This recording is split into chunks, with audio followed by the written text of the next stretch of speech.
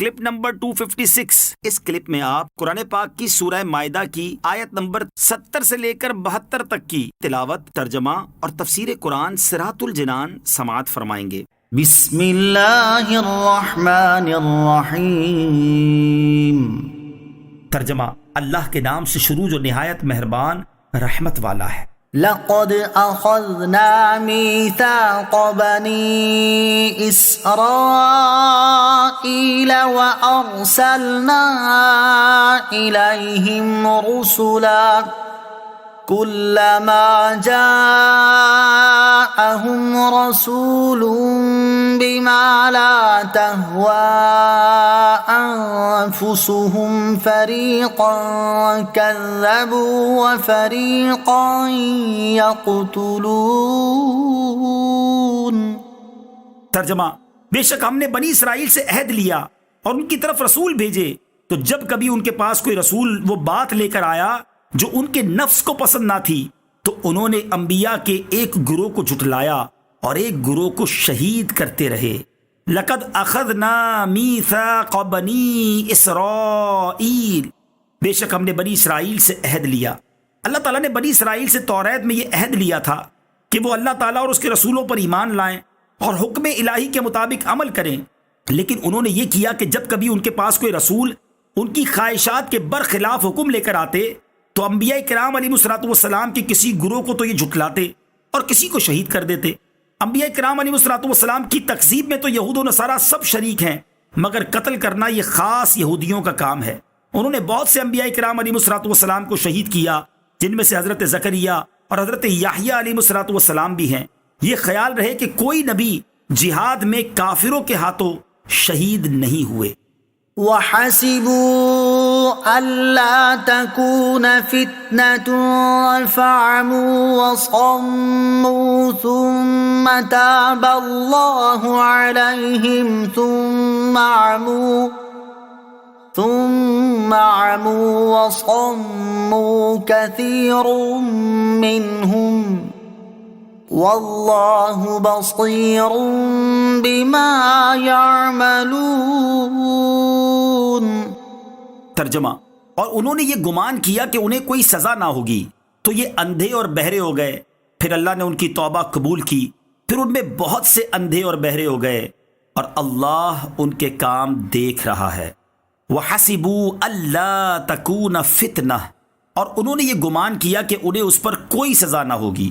یہود و نصارہ اتنے سنگین جرائم کے مرتکب ہوئے کہ دونوں نے انبیاء کرام علیہ الصلوۃ والسلام کو جھٹلایا، اور بطور خاص یہودیوں نے انبیاء کرام علیہ الصلوۃ والسلام کو شہید بھی کیا، لیکن اس کے باوجود انہوں نے یہ گمان کیا کہ ایسے شدید جرموں پر بھی انہیں عذاب نہیں دیا جائے گا، تو یہ اندھے اور بہرے ہو گئے، یعنی حق دیکھنے سے اندھے اور حق سننے سے بہرے ہو گئے۔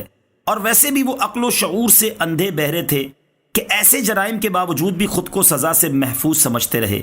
پھر جب انہوں نے حضرت موسیٰ علیہ الصلوۃ والسلام کے بعد توبہ کی تو اللہ تعالیٰ نے ان کی توبہ قبول کی، لیکن پھر ان میں سے بہت سے اندھے اور بہرے ہو گئے اور اسی سابقہ روش پر چل پڑے۔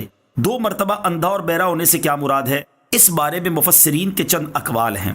نمبر 1، یہودی حضرت زکریا، حضرت یحییٰ اور حضرت عیسیٰ علیہ الصلوۃ والسلام کے زمانے میں عقل کے اعتبار سے اندھے اور بہرے ہو گئے تھے۔ پھر ان میں سے بعض کی توبہ اللہ تعالیٰ نے قبول فرمائی کہ انہیں انبیاء کرام علیہ الصلوۃ والسلام پر ایمان لانے کی توفیق دی۔ پھر نبی کریم علیہ الصلوۃ والسلام کے زمانہ مبارکہ میں ان کی نبوت اور رسالت کا انکار کر کے بہت سے یہودی دل کے اندھے اور بہرے ہو گئے۔ نمبر 2، پہلی مرتبہ تب دل کے اندھے اور بہرے ہوئے جب انہوں نے بچھڑے کی پوجا کی، پھر اس سے انہوں نے توبہ کی تو اللہ تعالیٰ نے ان کی توبہ قبول فرما لی۔ پھر دوسری مرتبہ ان میں سے بہت سے اندھے اور بہرے تب ہوئے جب انہوں نے فرشتوں کے نزول اور رؤیت باری تعالیٰ کا مطالبہ کیا۔ نمبر 3، 2 مرتبہ بصیرت کے اندھے اور بہرے ہونے کی تفسیر سورہ بنی اسرائیل کی 4 سے لے کر 7 تک وہ آیات ہیں جن میں یہ خبر دی گئی کہ یہودی 2 مرتبہ زمین میں فساد کریں گے۔ لقد كفر الذين قالوا إن الله هو المسيح ابن مريم وقال المسيح يا بني إسرائيل اعبدوا الله ربي وربكم إنه من يشرك بالله فقد حرم الله عليه الجنة ومأواه النار